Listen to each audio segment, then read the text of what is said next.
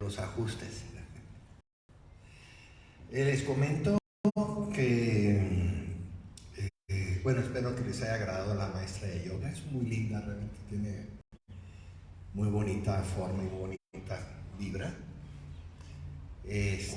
Todas las meditaciones y todas las enseñanzas las grabamos. Las grabamos tanto en esta grabadora en MP3 y también estamos en Facebook Live. Para las personas que pues no pueden, lo hacemos como una donación al universo, y se conectan en Facebook Live y pues pueden estar ahí acompañándonos en este retiro y se quedan grabadas. Los videos después los subimos pásale con el café, pueden pasar con confianza y galletitas y todo. Y después lo subimos no nomás en el Facebook, sino lo subimos al canal de Budismo Libre de YouTube. Y ahí las van a ver ustedes todas las meditaciones y enseñanzas, las pueden bajar y pues son de ustedes, ¿no? Son cosas para ustedes, nomás para que lo sepan.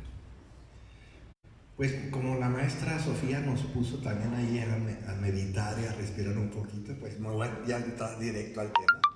Siempre acostumbramos a meditar unos 5 minutos antes de las enseñanzas, pero les voy a pedir que tomen su material de lectura y vamos a hacer la solicitud formal de recibir la lectura, que está en la página... Ay, Dios mío, creo que no los puse. La solicitud de... No lo puse. Ay. La solicitud de recibir enseñanza. Bueno, entonces se los platico. Pues no lo puse. Es muy importante, retomando un poco lo que dijo ya la maestra Mahazuka, que cultives una motivación de escuchar el Dharma de una manera muy importante, ¿no? Escuchamos el Dharma básicamente sin prejuicios. Hablamos cuando damos enseñanzas, cuando iniciamos enseñanzas, hablamos mucho de la metáfora de un balde, de una cubeta o se pone vino, ¿cómo se llama? Con un barrilito, algún barrilito, ¿verdad? Adela y Iván, ubíquense de unas de acá hay. Tú ya les dijiste. Estamos en silencio. Tomen su sillita nomás, los veo muy atrás, Adela, así que vete un poco más para enfrente. Ok. Y hacemos la metáfora de que el Dharma es un néctar puro y nuestra mente es como un balde, ¿no? Un bol. Si tú tienes ya tu balde lleno de agua, pues por más que recibas enseñanzas del Dharma, pues todo se va a tirar y todo se va a derramar. La otra metáfora es cuando no estamos de acuerdo y volteamos la boca del balde, queda hacia abajo, y pues por más que demos enseñanza y estemos dándole enseñanzas y enseñanzas, pues si las enseñanzas llegan a un balde que está ya boca abierta, es cuando nos ponemos así. No estoy de acuerdo, y pum, te cierras, ¿no? Pues por más que te dé enseñanzas, pues no va a entrar nada. La otra tercera es cuando ese balde está roto. Entonces por más que se eche enseñanzas y agua ahí, pues todo eso, cuando decían las abuelitas, te entra por aquí, te sale por acá. ¿Qué es lo que hacemos? Pues básicamente tener nuestra mente abierta, limpia, y dejar y permitir recibir las enseñanzas, y ya tú el lunes o el martes sopesarás qué es lo que sí te funciona, qué es lo que no te funciona, qué es lo que sí te parece, ¿no? Pero ahorita en este retiro sí les pedimos que te abras y permitas que las enseñanzas del Buda Siddhartha Gautama entren en ti, y lo proceses en estos días y veas si te funciona estudiaron eso funciona. Nosotros siempre hablamos de que pues no todo el mundo le funciona el budismo, ¿verdad? Para eso hay otras religiones y otras filosofías. El budismo es para ciertas personas que tienen cierto, como decía el mismo Siddhartha Gautama, que tienen ciertas nubes para ver las cosas y solamente hay que limpiar esas nubes para que puedas ver la realidad tal y como es, que la llamamos talidad. Y pues este viernes, mañana y el domingo, pues ábrete, o sea, no va a pasar nada. No es de discutir si hay razón o no hay razón, y si hay esto y si no el otro. Ahorita ábrete en el silencio, vamos a tener muchos espacios de reflexión, vas a comer rico, no vas a lavar platos, quizá ni tiendas la cama. Entonces pues aprovecha, ¿no? Para decir, bueno, voy a hacer estos 2 o 3 días, voy a tratar de abrirme y entender. Y para los que ya son budistas, tenemos varias personas que ya son budistas, pues vamos a ver las 4 nobles verdades, que son la primera enseñanza que dio el Siddhartha Gautama después de iluminarse. Y siempre veníamos platicando Mahazuki y yo, a veces sí se siente muy repetitivo las enseñanzas budistas porque tenemos muy acotados nuestros temas.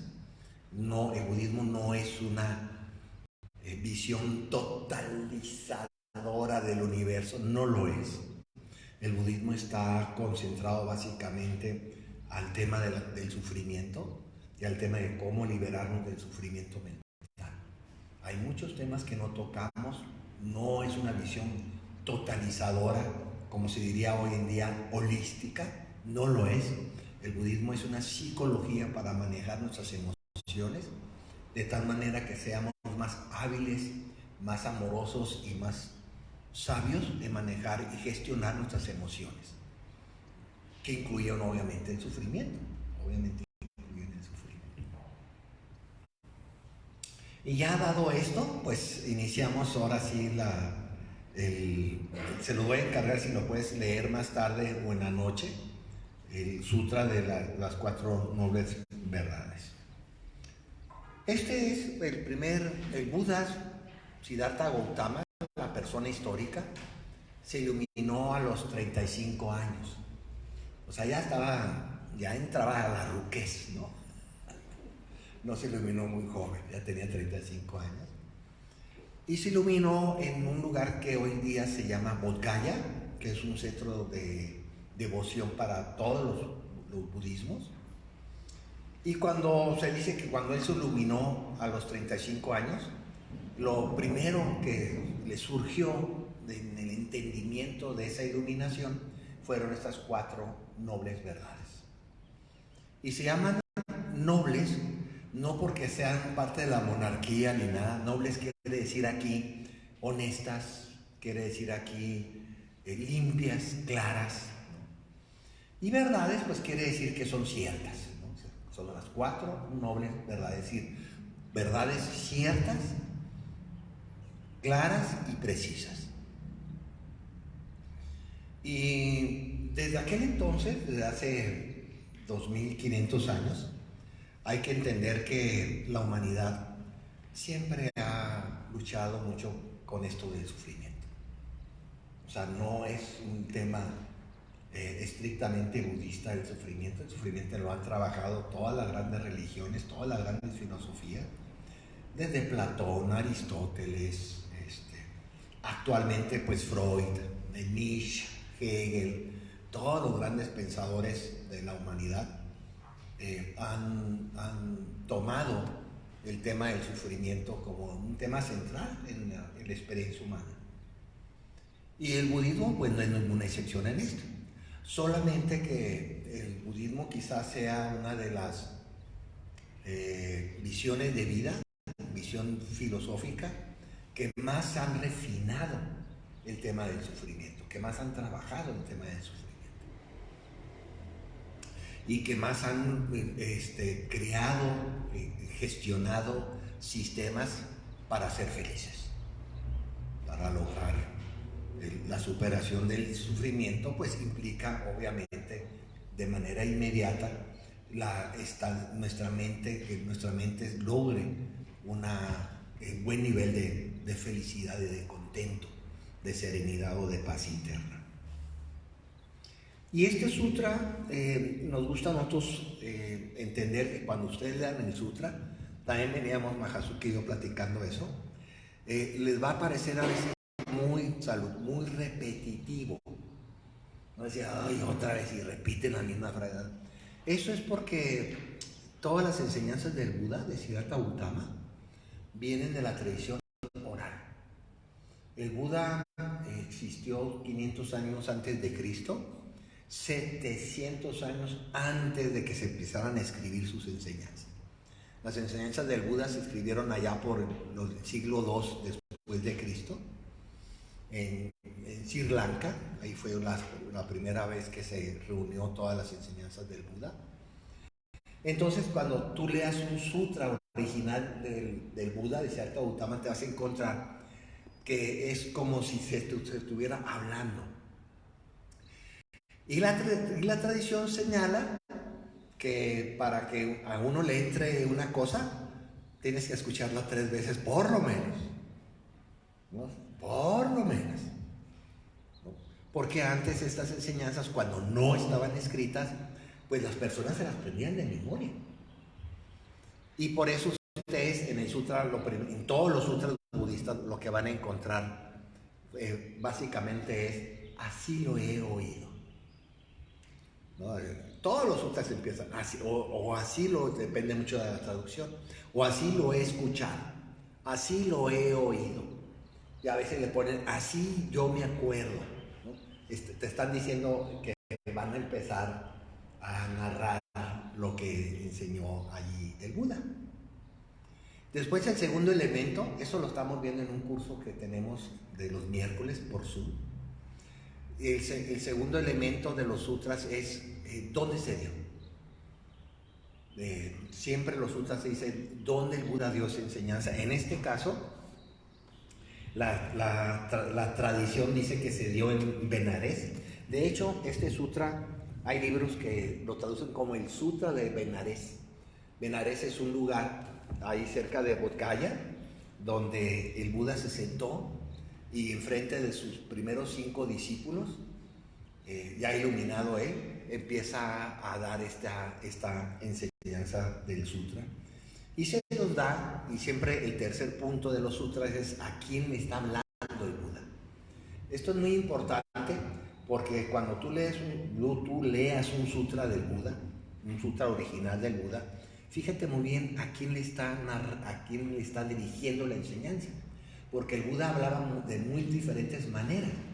Si le hablaba a unos campesinos, si le hablaba a reyes, si le hablaba a los monjes. Cuando el Buda habla de los monjes, sus enseñanzas son muy poderosas, son muy profundas. En cambio, si le habla a personas laicas, a personas que son amas de casa o que son padres de familia y todo, pues su lenguaje es algo diferente, no es igual. Pero tú tienes que fijarte muy bien a quién le está dirigiendo la enseñanza el Buda. Pues muy bien. Y aquí están los nombres, en este libro vienen los nombres de los primeros 5 discípulos del Buda. Narayanana, Bhakpa. Primera noble verdad, que es la más complicadota de todas. Cuando el Buda está sentadito allí abajo del árbol Bodhi, en Bodh Gaya, y de pronto logra entender lo que es el sufrimiento, se llama la primera noble verdad. ¿Qué es lo que descubre allí, o qué es lo que nos dice allí en los primeros párrafos Siddhartha Gautama el Buda? Lo que nos dice es: hay sufrimiento. Hay sufrimiento. Así como hay la ley de la gravedad, así como nos sale el sol ilumina, así que cuando hay muchas nubes con agua llueve, se puede decir hay sufrimiento.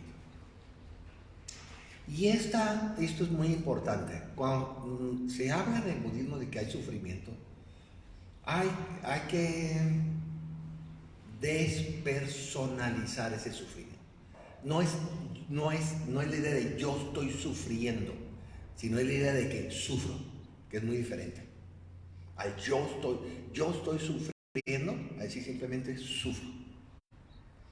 Como un estado natural que contactamos en el samsara. O sea, la naturaleza del samsara es el sufrimiento. Y aquí hay que tener mucho cuidado. Lo que dice el Buda es, conoce el sufrimiento. Y hay que entender también un elemento aquí importante, que no solamente es conocer el sufrimiento, sino entender qué es esto del sufrimiento. Y para eso tenemos un concepto, que es uno de los conceptos más manoseados en el budismo, que le llamamos dukkha. Y dukkha es un concepto, quizás es el concepto más importante del budismo, este concepto de dukkha, junto con el sunyata, no, que no vamos a hablar de eso ahora. Dukkha, es un concepto sánscrito. Du quiere decir algo difícil, algo complicado. Y ka, que es dukkha, quiere decir algo que no confías, algo desconfiable, algo que no está muy claro. Entonces, dukkha quiere decir algo así como una difícil situación donde no confiamos mucho, donde no están muy claras las cosas. Y dukkha, como experiencia, es esta sensación que tenemos muchas veces en nuestras vidas de sentirnos desfasados, desarticulados, de sentirnos fuera de tono de lo que es la vida. Y esta sensación todo el mundo la hemos tenido. A mí me gusta hablarlo coloquialmente como cuando no estamos articulados con lo que está sucediendo, que nos sentimos desfasados, nos sentimos fuera de tono, fuera de onda. Es esta sensación de que no cuadramos con las cosas. Y nos sucede muy seguido, que no cuadras, que no encajas, que algo malo o algo obstaculiza el sentirnos bien con las circunstancias que estamos viviendo. Dukkha se traduce casi siempre como sufrimiento, pero es mucho más que sufrimiento. Es desde esta sensación muy sutil de no sentirte bien, aunque estés bien, aunque hayas comido, estés vestidito, estés en tu casa, todo está bien, y de todas maneras hay una sensación interna de no sentirnos terrícolas. Hay la sensación que podemos, en este nivel tan sutil, es la sensación de que no pertenecemos bien en este mundo, de no cuadramos bien en este mundo. Algo nos choca, algo nos desajusta. Es lo que vamos a ver más adelante, obviamente. Dukkha es hasta los grandes dolores que tenemos en la vida. Cuando enfermamos, cuando nos da cáncer, cuando tenemos una enfermedad terminal, cuando se nos muere una persona amada, cuando se nos mueren nuestros padres, un hermano, una pareja, un hijo. Y es un dolor increíble, pues. Dukkha es esto hasta lo finito, hasta el dolor más grandote. Entonces es una experiencia natural en nuestra tierra. Ahora, El Buda, en ese primera, creo que es el tercer párrafo, en primera noble verdad, no dice que la vida es sufrimiento. Porque a veces ciertas traducciones de la primera noble verdad equiparan la vida como si fuera sufrir. Lo que el Buda quiere decir aquí, según nuestra tradición obviamente, es que la experiencia, y esto es lo más importante, la experiencia más común, más corriente, más habitual que tenemos en este mundo se llama sufrimiento. Y no es que la vida esté impregnada de y que sea puro sufrimiento, no, sino que la experiencia más, tú te puedes, ¿qué experiencias tenemos regularmente en un día? Bueno, ir a hacer pipí, ¿verdad? Unos van 2 veces, otros van 10 veces, ¿verdad? Pero una experiencia cotidiana que tenemos es ir a hacer pipí. Otra experiencia muy cotidiana que tenemos es comer. Básicamente desayuno, comida y cena, aunque hay gente que come poco y después tienen 5, ¿verdad? Otra experiencia común que tenemos es levantarnos por las mañanas. Ya sea que trabajes, ya sea que vayas a estudiar, ya sea que estés jubilado o jubilada y tienes ahí te vas a caminar. Todos nosotros tenemos experiencias regulares y cotidianas, que es lo que llamamos hábitos cotidianos. Bueno, el sufrimiento es un hábito cotidiano. No sufre las 24 horas. Sufre, si estás en una situación difícil, pues podrás sufrir 3, 4 horas, pero de pronto se te olvida el sufrimiento y vuelves a acordarte que estás en una crisis de depresión y te vuelves a sufrir. Así es nuestra mente. Pero no, el sufrimiento no es una continuidad de las 24 horas. Es una experiencia que surge en esas horas y a veces desaparece. Lo que el Buda dice es que la mayoría, la experiencia del sufrimiento es una experiencia dominante como otras experiencias. Tendemos más la idea es esta, tendemos más al sufrimiento que a la felicidad. O sea, nos cuesta mucho menos trabajo ser infelices que ser felices. ¿Sí entienden eso, verdad? Es más fácil sufrir y es más complicado ser feliz. Y tú puedes decir, ¿y por qué? Bueno,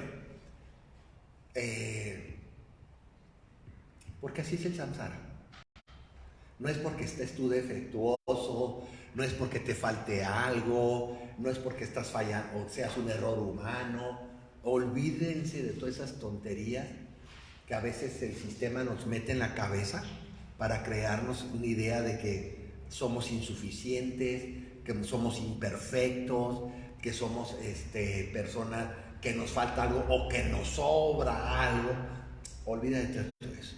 El sufrimiento, tal como lo establece la primera noble verdad, es un hecho natural en el samsara. ¿Qué es el samsara? El samsara es otro concepto que hace referencia, esto sí es más budismo, que hace referencia a un modo caótico y desordenado que vivimos en nuestro mundo interno. Estoy diciendo, tus emociones, tus pensamientos, tus sentimientos son un desastre, ¿verdad? Piensas una cosa, a rato estás con otra, te enojas, te ríes, pataleas, chillas, después estás muerto de la risa, después ya se te fue el hambre, ahí me dio hambre. Ve, tómate un video de unas 10 horas de tu vida cotidiana y te vas a morir de risa. Porque somos un caos. Estoy hablando de caos interno mental. Sacas un pensamiento, después viene otro, después sale una emoción y hay un recuerdo, después te da miedo un futuro, que no sé qué, no sé qué. Ay, no me pagó mi compadre los 5,000 pesos que me debe, voy a ir a cobrarle. Que no me... Ay, mi mamá me dijo esto y por qué me dijo. Es lo que le llamamos nosotros el discurso interno, el parloteo interno. Que es un desastre. No tiene lógica. Es un caos. Todo depende de lo que estás oyendo, lo que estás oliendo, lo que estás recordándote. No hay orden, no hay una estructura, no hay un modelo. No, eso es lo que se llama samsara, un desorden en nuestro mundo interno. Y también samsara hace referencia, pero este es un poquito más cosmológico, a los ciclos, que no lo vamos a tocar más, se los voy a platicar, a los ciclos constantes de muertes y renacimientos. A este ciclo en que estamos metidos en el samsara, que morimos y volvemos a renacer aquí, y morimos y volvemos a renacer aquí, y morimos y volvemos a renacer aquí, y morimos y volvemos a renacer aquí. Ya estamos dándole vuelta a estas ruedas de los hámsters, ¿no? Ahí estamos, buscando la felicidad donde no hay. Buscando la felicidad donde no hay. Y nos frustramos, nos enojamos, creamos ira, estamos enojados con la vida porque creemos que es la manera, eso es lo que vamos a platicar tan mucho en este retiro, la manera equivocada que tenemos de buscar esa felicidad, que nos hace volver al samsara y renacer otra vez aquí porque creemos que de alguna manera, en algún momento vamos a lograr ser felices. Y a eso también se le llama el samsara, el ciclo, el concepto correcto es el ciclo de renacimientos, uno y otro. Y desde el punto de vista de la cosmología budista, nosotros hemos renacido billones y billones, billones y billones de veces. Y de todas, no solamente como seres humanos, hemos renacido como humanos, hemos renacido como animales, hemos renacido como espíritus sabios, hemos renacido por todos lados. Otro elemento importante de entender dukkha, no me traje mi reloj, sí, traje mi reloj moderno que me dieron mis hijos, muy moderno está. Cuenta cómo está mi corazón y cómo respiro, está chistoso. Otra manera de entender dukkha, acuérdense que estamos en la primera noble verdad, es, miren, este es un poquito más fino, y también lo Buda ahí en el sutra lo narra, lo toca, ¿no? Este samsara donde vivimos, decimos en el lenguaje budista, que es un mundo condicionado. Estamos condicionados, todos. Y le llamamos un mundo relativo y dependiente. Si te pones a pensar tu vida personal, aquí vienes a pensar mucho en ti, a que analices las cosas, te vas a dar cuenta que desde que nacemos traemos ya muchos condicionamientos. Tu nombre, tu apellido, tu sexo, dónde naciste, con quién naciste, quién te crió. Todos estos elementos en el budismo, mientras no logremos nosotros la iluminación, no somos personas libres.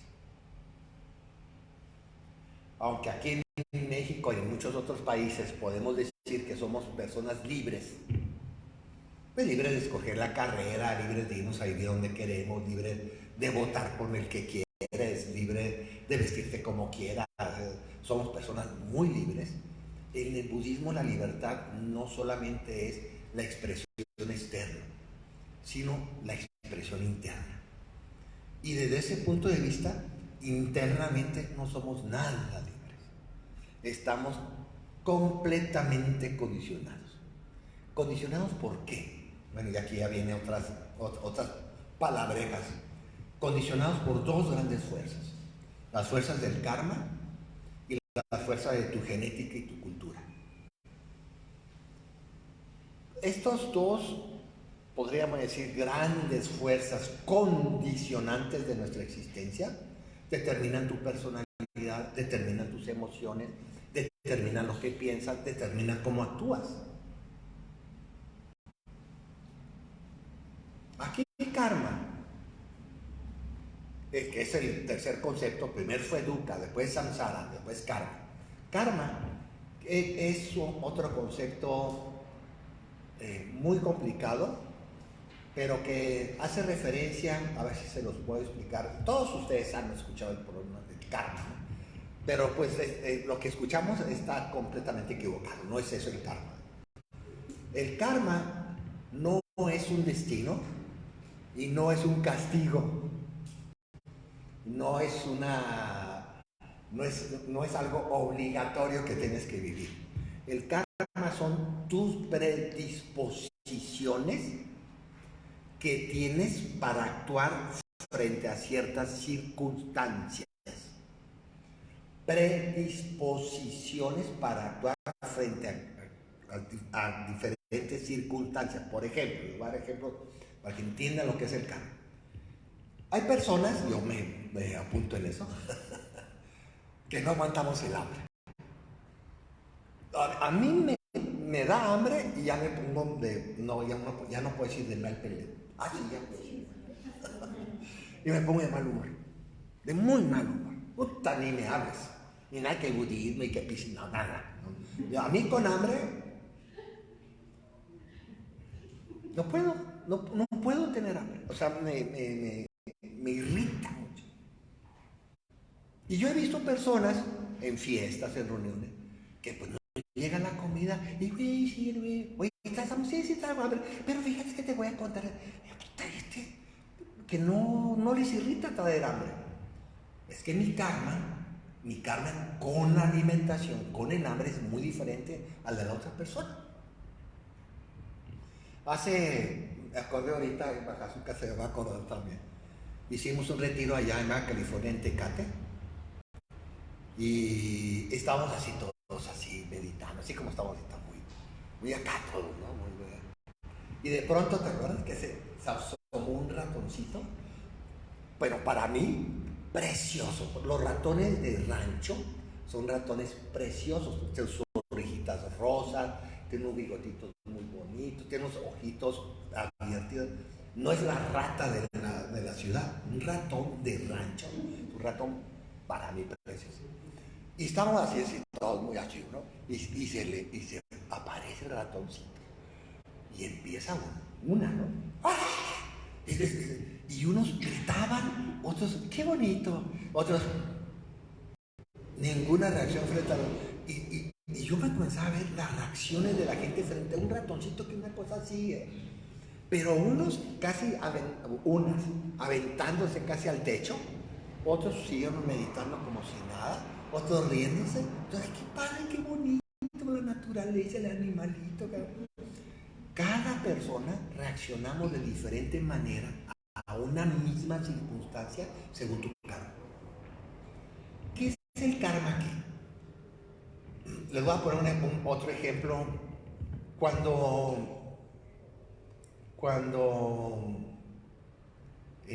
aparece un niño, cuando el niño aparece, ¿cómo se dice? Cuando hay alumbramiento de un bebé, tú inmediatamente, ya que lo limpian y lo ponen en la cunita, inmediatamente tú ves el carácter de ese niño. Los niños no nacen con cero, porque desde el punto de vista están renaciendo con una predisposición kármica. Ves al niño huevón. Yo me acuerdo muy bien con Julián.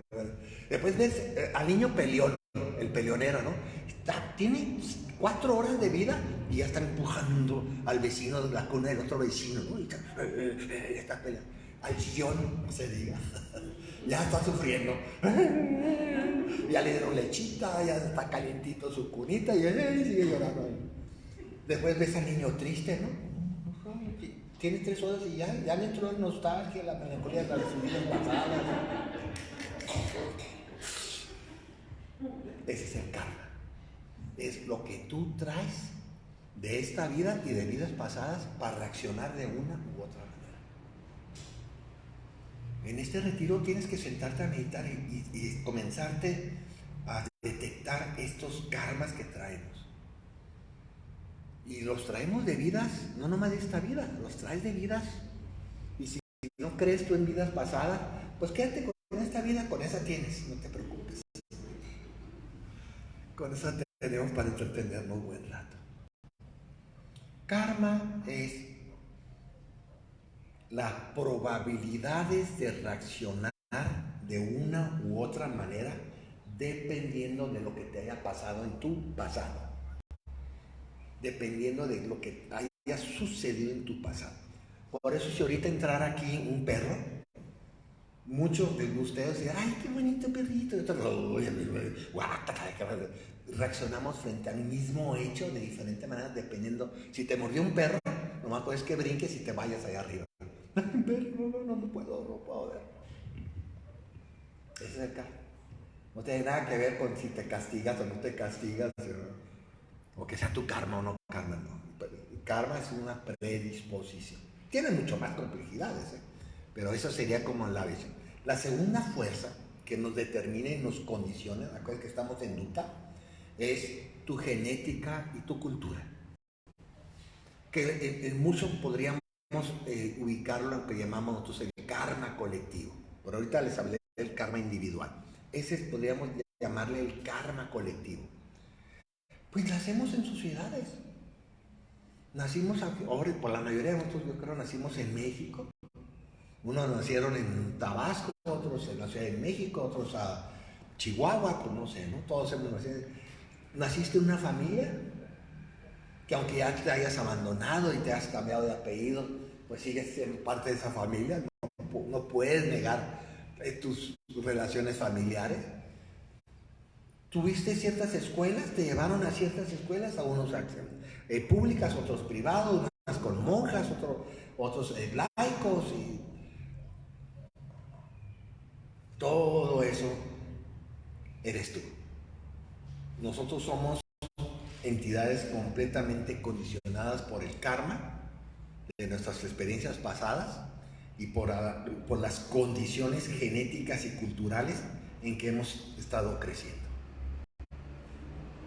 Y no hay manera de zafarte de eso. Bueno, sí hay, pero en términos generales estamos muy amarrados, podríamos decir. Todo nuestro carácter es un carácter completamente dependiente y condicionado al karma y a la genética cultural. Todo lo que te estoy diciendo es que no te preocupes por lo que eres, porque eres un producto, somos un producto. Hemos definido muy poco de nosotros, mientras no estemos iluminados. Se supone que una persona iluminada como cierta Gautama y Buda, ese sí logró zafarse del karma y zafarse de los condicionamientos. Pero nosotros no, nosotros estamos con una mente de ignorancia, con una mente llena de apego, de aferramiento, de confusiones, de ira, de coraje, de depresión, de miedo, etc.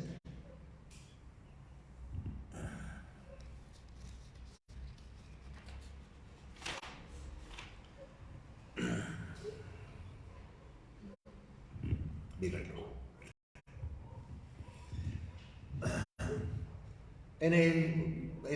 Entendiendo esto, lo que es dukkha, entendiendo dukkha es una experiencia, no es un estado mental, no es una emoción, es la experiencia de no sentirse articulado con las condiciones kármicas y con las condiciones genéticas e históricas y familiares en que hemos nacido, en que estamos creciendo. Insisto y subrayo, no lo veas como un problema personal esto. Esto no es un problema personal, esto es una determinación del samsara. Así es el samsara. Te vayas a Alaska, te vayas a París, te vayas a Bodgaya, vas a seguir trayendo tu karma y tus condicionamientos, no te preocupes. Te vayas a las montañas allá de aquí de Tepoztlán hasta arriba, un ermitaño allá. Allá te vas a llevar tu carne y tus condicionamientos, no te preocupes. No están afuera, están adentro, solo es lo que nos ha hecho. Y tradicionalmente en el budismo, ya con esto cierro esta primera plática, tradicionalmente en el budismo, porque se ha estudiado mucho el sufrimiento, no, a ver, me voy a echar un poquito para atrás. Se habla de 4 nobles verdades, 2 de las cuales son malas noticias y 2 de las cuales son buenas noticias. Digo, porque pues ahí te hablan y hablan del sufrimiento, ya estoy harto del sufrimiento. Hablamos del sufrimiento en estas 2, pero estos 2 hablamos le llamamos el estado del sufrimiento, primera noble verdad. Segunda noble verdad, las causas del sufrimiento, que lo vamos a ver mañana. Después, tercera noble verdad, el cese del sufrimiento, que le llamamos Niroda. Y la cuarta noble verdad se llama el camino de la liberación del sufrimiento, que le llamamos el noble óctuple camino. Entonces, no se claven ahorita y mañana en la mañana, porque vamos a hablar mucho del sufrimiento, pero después vamos a hablar mucho de cómo liberarnos del sufrimiento. Ya cada uno de ustedes tiene que sopesar, tiene que analizar cuál es lo que más te conviene para salirte de esto, para salirte de otro, pero ya es cuestión de cada uno de ustedes. Y como el budismo o la psicología budista, hablando ya en términos más modernos, lleva siglos, no años, siglos analizando el sufrimiento, tenemos varias clasificaciones, tenemos varias. Les voy a narrar ahorita, en lo que me queda de tiempo, les voy a narrar la clasificación que Buda hace ahí en el Sutra de las 4 nobles verdades sobre el sufrimiento, que es la famosísima clasificación de los 8 estados de sufrimiento que vivimos. Esas son puras malas noticias.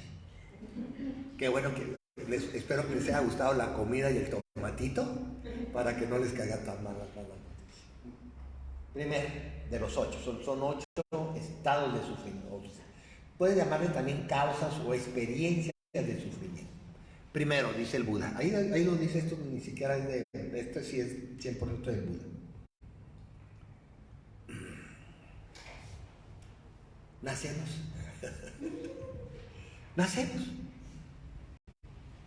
¡Puf! De pronto aparecemos aquí y todos llorando. Hasta ahorita, después de haber reproducido de hace 20,000, 30,000 años el ser humano, reproduciendo en esta tierra, ¿no ha aparecido un niño recién parido riéndose? Estamos hablando de millones y millones y millones de experiencias. No ha ni el Buda, ni Jesús el Nazareno, ni Mahoma, ellos 3 que son nuestros grandes líderes, nuestros grandes sabios y santos, ellos 3 nacieron llorando. Nacieron de una madre, en un útero. El solo hecho de haber nacido ya es un elemento de sufrimiento. Haber nacido aquí, en ese samsara. El segundo elemento de sufrimiento es el sufrimiento de la vejez. De hecho, el Buda a los 29 años se salió de su casa para buscar su camino espiritual.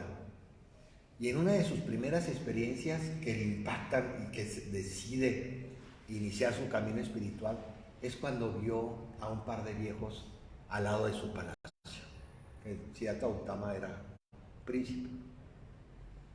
Y todos hemos conocido, si no tus padres, tus abuelos, todos hemos conocido.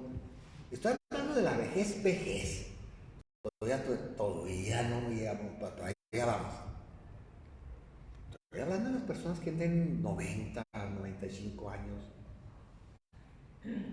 que no se pueden mover su cuerpo, que todo el cuerpo duele. Siddhartha se impactaba mucho con la vejez.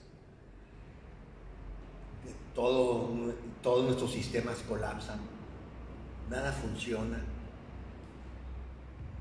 Simplemente yo me acuerdo mucho de mi padre que me decía, duró 93 años, y nunca se me va a olvidar eso cuando decía él, ya cuando tenía 90 y tantos años, que se levantaba y se sentía como un saco de cemento.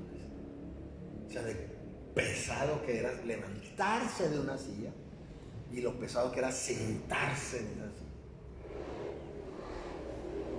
A esa edad, tú a veces así a tu piel y se hacen un moretones. Ya la piel está pegada a los huesos. Se te olvidan las cosas. Te orinas y te haces popó en todos lados. Ya no tienes control de las esfínteres ni nada. La vejez es terrible. Que no les vengan con el chorizo de que es a toda área de los cielos. La vejez es terrible. Es puro sufrimiento la vejez. La tercera causa de sufrimiento es enfermarse. Por más que seas vegano, por más que hagas 3 horas de ejercicio diario, por más que te cuides y tomes vitamina del Costco y todo lo demás, te vas a enfermar. Te vas a enfermar. Todas las personas normales que vivimos 70, 80 años, nos hemos enfermado. Nadie sabe. Por más que te... Es más, los que más se cuidan a veces, más se enferman. Y pregúntenle al COVID si no es cierto. Nos vamos a enfermar todo nuestro sistema, nuestra capacidad, nuestra estructura corporal, física, fisiológica. Es muy débil. Nuestro cuerpo es una cosa terriblemente... Si te fijas, si te analizas muy bien tu cuerpo, ahora hablando de la meditación del cuerpo y todo eso, no tenemos ninguna herramienta de defensa. Las tortugas por lo menos tienen acá su caparazón y pueden ahí esconderse y ya ni el león se los puede comer. Las arañitas y las hormigas pues te pican y te defienden. ¿Tú qué? O sea, si alguien te ataca, ¿tú qué tenemos para defendernos? Nada. No tenemos, este cuerpo, el cuerpo que tenemos es completamente frágil, inestable e inseguro. No tenemos colmillos, no tenemos garras, no tenemos veneno, ¿no? Que si hubiera un veneno como la salcerria, te me acercas, tú ya te... No tenemos nada, tengo que salir corriendo. Y obviamente somos presa de microbios, de virus, de...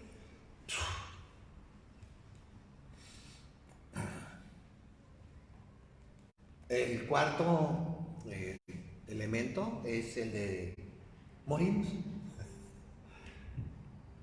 Morimos.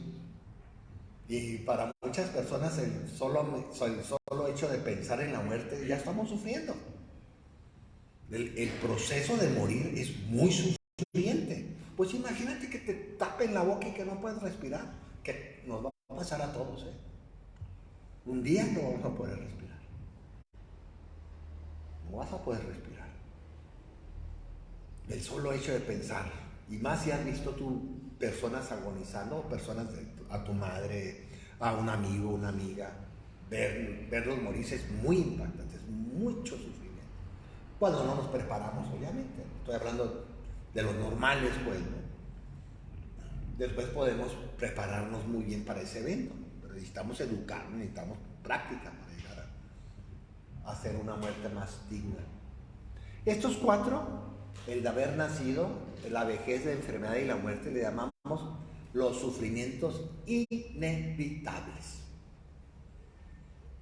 Por más que te pongas botox y cirugías así como María Félix y todo, vas a envejecer. Vas a envejecer. Las manos, los cuellos, las chichis, la panza de nosotros. Todos empezamos a envejecer. No hay manera de detener estos 4 fenómenos. Y después vienen los otros 4 que son más curiosos, porque no son tan palpables como estos 4, y son más chistosos, son más curiosos, son más subjetivos, no tienen tanta realidad como estos 4. Quinto, relacionarte, experimentar cosas que no te gustan, cosas que son desagradables. El vecino que le grita a su esposa todos los días, la persona que vas allá a tu oficina y no la soportas, que está enfrente de ti y se la pasa chismeando y ya no la aguantas. El hermano mayor que abusó de todo el mundo y te quitó la lana y grilló a tu mamá y le hizo firmar unos pagarés y que no sé qué. Todas cosas que vivimos y nos son muy desagradables. Le llamamos la asociación, estar asociado a experiencias displacenteras. Que todos tenemos. Todos tenemos contactos con experiencias que no nos son agradables, nada agradables. Primos, ex esposos, ex esposas, peleados, gritándose, demandándose, familias quebradas por el patrimonio, amigos que se pierden por chismes, por malentendidos, y que son relaciones muy desagradables.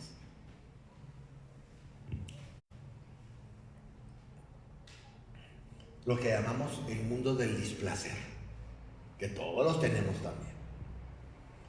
Después viene el sexto, que es separarse de lo agradable. Cuando se terminan tus experiencias placenteras. Cuando tu mejor amigo se tiene que ir del país y lo llevaron a otro país, a otro trabajo y se pierde. Cuando te pusieron los cuernos. Cuando vas a un restaurante que tenías muchas ganas de comer y cenar rico y te sirven pésimamente la sopa fría, el espagueti todo mal hecho. ¿Cuántas cosas que queremos nosotros que pensamos que son muy agradables y perdemos? De hecho, aquí en este sexto elemento hablamos mucho de lo que llamamos nosotros el sufrimiento del placer. Soy muy chistoso, ¿no? Porque se traduce también como el sufrimiento del cambio. Para la psicología budista, esta es psicología profunda. Todas tus experiencias placenteras contienen una inmensa capacidad de hacerte sufrir. Soy medio chistoso, pero así es. Todas sus experiencias placenteras contienen de manera latente mucha experiencia a su vez de sufrimiento. Por dos elementos. ¿Por qué sufrimos por el placer? Pues simplemente cuando se acaba.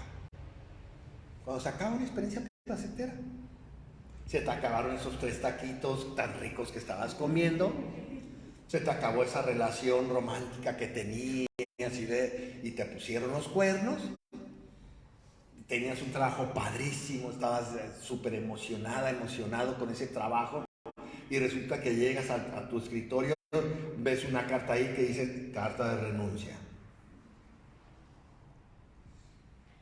Todas las experiencias placenteras en el mundo samsárico son impermanentes y tienen la tendencia a ser muy cortoplacistas, incluyendo el sexo.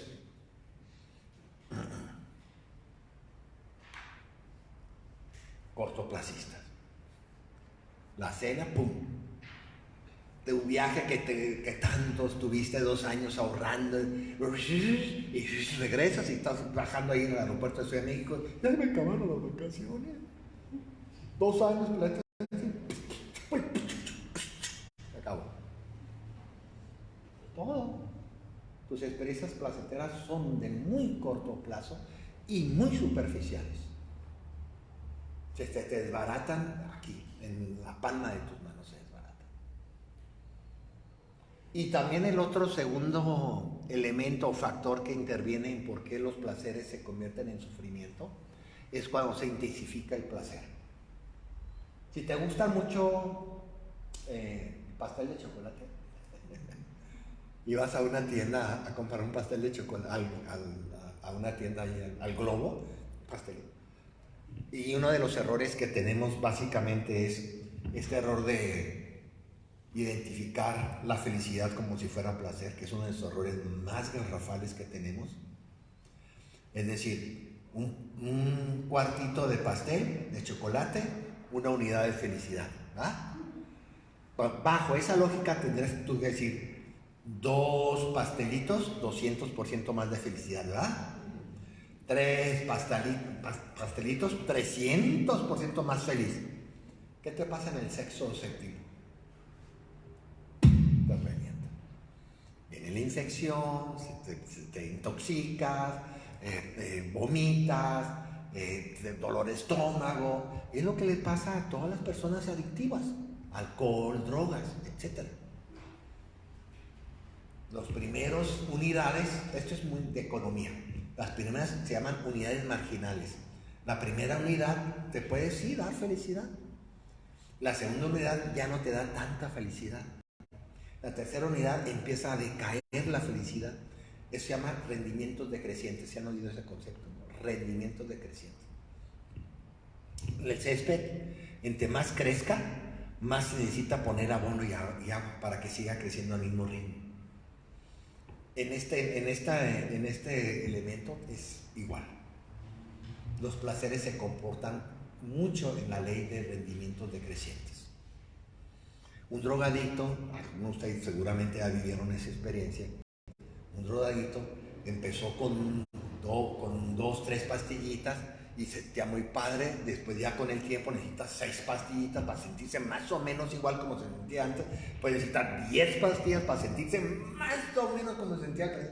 Y tienes que ir aumentando y aumentando porque el placer va disminuyendo y necesita más insumos y más insumos para sentir lo que sentía cuando tomabas una pastillita. Terminas tomándote 40. Eso es lo que se llama la adicción. Ese es el mecanismo de la adicción. El séptimo y penúltimo causa de sufrimiento es cuando perdemos lo que amamos, cuando perdemos lo que queremos. Ese trabajo, un amigo que muere, un amigo que se va, no te da el proyecto que querías, que tenías y te lo quitaron. Todo aquello que queremos, que amamos y que perdemos. Y a veces desde familias, amigos, trabajos, autos, ropa, que te gustaba mucho esa lámpara y llegaron tus sobrinos o tus nietos, y empezaron a jugar y ¡pum! La rompieron, chin, mano. Mi lámpara que era preferida, que no sé qué. Tenemos mucho dolor por las cosas que perdemos y que amamos. Claro, que las cosas que no quieres y se pierden, ahí sí te pones feliz, ¿no? Pero mucha parte de nuestro sufrimiento viene por lo peor. Es lo que se llama hoy la tanatología famosa, pues. Ya el Buda había detectado mucho este elemento del dolor surgido de las pérdidas, ¿no? De cualquier pérdida. Y ya para terminar, el octavo es un poquito más complicado pero hablamos básicamente de que el sufrimiento, a ver, este sí está un poquito más, se dice que nuestros cinco, se lo voy a primero decir cómo se dice, después lo trato de explicar y con esto ya cierro. Se dice que nuestros 5 agregados, o sea, lo que somos, contiene ya sufrimiento.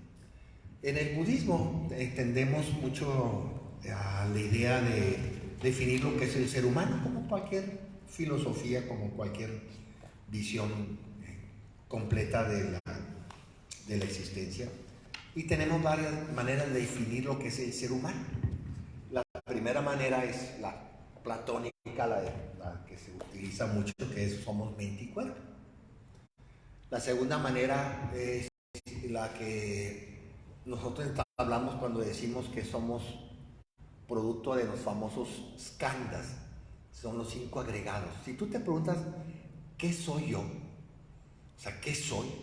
El budismo te podría contestar, tú eres, les voy a hablar de los 5 skandhas que son los agregados.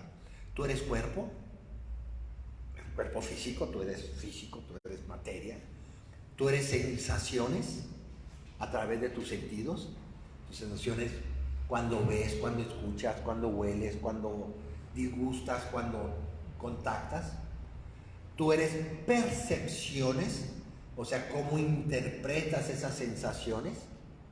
Tú eres volición. Volición aquí quiere decir qué es lo que te impulsa a actuar, ¿no? Volición quiere decir aplicar las percepciones a tus acciones. Eso quiere decir volición, con B chica, volición. Y tú eres conciencia. A estos 5 le llamamos skandhas. Si tú te ves en el espejo y te preguntas, ¿quién soy yo? Te tendrías que contestar más o menos con este tono. Soy cuerpo, soy sensaciones, soy percepciones, soy volición o acciones o conductas, si le quieres poner, y soy conciencia. Tengo capacidad de entendimiento. Eso quiere decir conciencia en estos términos. Para el Buda, en este octavo y último factor de sufrimiento, esos 5 factores que contienen sufrimiento porque están constantemente cambiando y cambiando. Nunca están en paz. ¿No? Y muchas veces hasta se contradicen entre ellos. Ay, ahí piensas una cosa, dices otra y haces otra. Porque tal vez no nos ha pasado eso. Esto es lo que se le llama ahora, bueno, en las demás escuelas budistas se le llama la naturaleza surgida de nuestro karma. O sea, esos 5 agregados, esos 5 elementos que sustituyen lo que tú eres, están determinados por tu karma y tus aflicciones emocionales. Las emociones y tu karma constantemente están impactando a cada uno de esos agregados tuyos. Golpeándolos, transformándolos, quitándolos. Y es terrible. Sí, pues es terrible. Y eso le llamamos la vida condicionada por los 5 skandhas. Un poquito más refinadito que los otros 7. Pero aquí, en otras escuelas budistas hablan más bien de que cuando el Buda, ahí lo van a ver ustedes en el párrafo que está hablando de la primera noble verdad del Buda, que así termina ese párrafo, pues dice, y el sufrimiento surgido de los 5 skandhas. Dices, bueno, ¿qué es esto? Pues es esto, es que nuestra naturaleza samsárica contiene ya el sufrimiento. El sufrimiento no va a ti, no lo tienes que encontrar, no lo tienes que detectar. El sufrimiento ya viene desde lo que somos en nuestra propia naturaleza. ¿Sí me entiendes? O sea, tú no estás sufriendo por cosas que agarras afuera, sino que sufrimos porque ya tenemos en nuestra propia constitución como personas estos 5 skandhas, cada uno con grandes cualidades de dukkha, de sufrimiento, de cambio, transformación, contradicciones.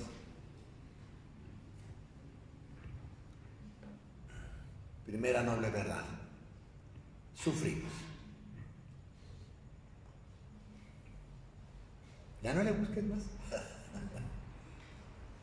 Todos sufrimos. Unos más, otros menos. Unos con más experiencia, otros con menos. Pero todos sufrimos. Desde el Papa, Carlos Slim, hasta el homeless que tienes al lado de tu casa, todos sufrimos. Y obviamente que estos 8 sufrimientos, hay otras clasificaciones, ahí sí me da tiempo de platicárselas, pero estos 8 tú tienes que comenzar, no los veas como cuestiones académicas o abstractas. ve pensando seriamente que de estas 8, ¿cuáles te afectan más? Porque ahí es donde tienes que hacer el trabajo.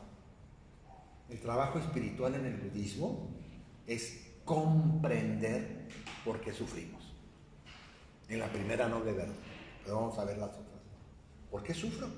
¿Y dónde estoy sufriendo más? Me hace a mí sufrir. Hay personas que pierden cosas y no hace tanta tragedia. Yo me acuerdo uno, ya para terminar, ya me acuerdo uno de los retiros de una persona que al final hacemos un círculo que le llamamos el círculo de la reflexión o el círculo amoroso, ¿no? También le ponen así la gente, nos juntamos y para terminar el retiro. Y una vez una persona, me acuerdo tanto cuando tocó este tema, comenzó y realmente a pujar, pues, ¿no? A sufrir muchísimo, porque se había muerto su abuelita. Y pues ya no, todos nos quedamos así medio, pues, en la empatía, pues, ¿no? Y yo me le acerqué, oye, ¿cuándo hace que se murió tu abuelito? Y dije, se le murió ayer, por eso vino a este retiro. No, había sido hace 20 años. Me dice, es que hace 20 años mi abuelita murió. 20 años. 20 años. Y todavía. Esos son los escándalos. Los escándalos no tienen tiempo. No tienen espacio. ¿No? Nuestro sufrimiento es un sufrimiento muy raro. No muy. Bueno, a ver si puedo explicar. Tanta. Que. Gracias. Vamos a descansar. A ver si. Recuerden que están ustedes en silencio completo. Ya no hablen y no busquen justificaciones para nada. Bueno, esto después te contesto, ¿no? Aquí dejo las preguntas y aquí después busco un tiempo ahí para. Entonces seguimos con nuestro programa de trabajo. Nos queda meditación. Ajá, y luego la cena. Ok, entonces vamos a descansar ¿les parece unos 10 minutos? No más. ¿Sí? Sí, unos 10 minutos para que vayan al baño.